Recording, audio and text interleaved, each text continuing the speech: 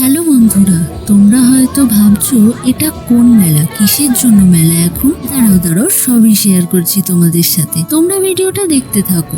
ভিডিওটা শেয়ার করতে লেট হয়ে গেল, তার জন্য ক্ষমা চেয়ে নিচ্ছি। এটা আমাদের এখানে শ্রীরামপুর চাতরার শীতলাতলার শীতলা মায়ের পুজো উপলক্ষে এই মেলা। এই চাতরা জায়গাটা শ্রীরামপুর ও সারাপুলির মাঝে। এই পুজো দোল পূর্ণিমার আগের সপ্তাহে হয়। প্রায় 250 থেকে 300 বছর পুরনো এই পুজো। কথিত আছে বসন্ত রোগের মহামারী থেকে বাঁচার জন্য এই পুজোর প্রচলন করা হয়। সেই থেকেই পুজো হয়ে আসছে। এই পুজো চলাকালীন মেলা বসে পুরো এখানকার রাস্তা জুড়ে, আর মেলা পুজোর সাথে সাথেই শেষ হয়ে যায়। এখানে নিয়ম মেনে ষষ্ঠী থেকে দশমী পর্যন্ত পুজো করা হয়, কিন্তু অষ্টমীর পুজোটাই বড় করে করা হয়। এই দিন এখানকার মানুষেরা উপোস করে সারা দিন পুজো দিতে আসে। ঢাবের জল দিয়ে এই পুজো করা হয়। তো আমরাও অষ্টমীর দিন চলে গিয়েছিলাম এই শীতলা মায়ের মন্দিরে। সারাদিন উপোস করে পুজো দিতে গিয়েছিলাম। সন্ধেবেলা আমরা টোটো করে বেরিয়ে পড়েছিলাম মন্দিরের উদ্দেশ্যে। তারপর মেলার সামনে যখন পৌঁছালাম, সেখান থেকেই দেখি কি ভিড়।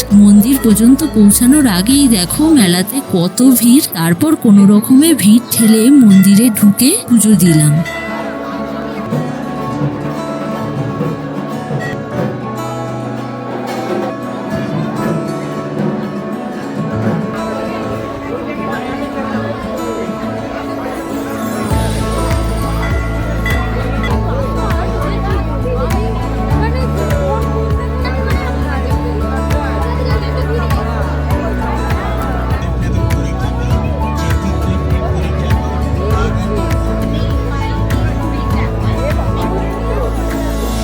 তারপর পুজো দেয়া হয়ে গেলে আমরা একটু মেলায় ঘুরছিলাম। কত রকমের জিনিস দেখো, মকটেল, ফুচকা, মোমো, কত রকমের খাবার জিনিস তো আছেই, তার শেষ নেই। সেরকমই আসবাবপত্র থেকে আরম্ভ করে সাজার জিনিস, এমনকি রান্নার জিনিস। তারপর তো বিভিন্ন রকমের বাচ্চা থেকে বড় সব রকমের রাইডস তো আছেই। দেখো, এই শর্টস ভিডিওতে যতটা পারলাম তোমাদের সাথে শেয়ার করলাম, তাই ভিডিওটা অনেক বড় হয়ে গেছে। যাই হোক, তারপর আমরা মেলা দেখতে দেখতে বাড়ি চলে আসলাম। তোমাদের ভিডিওটা কেমন লাগলো জানিও।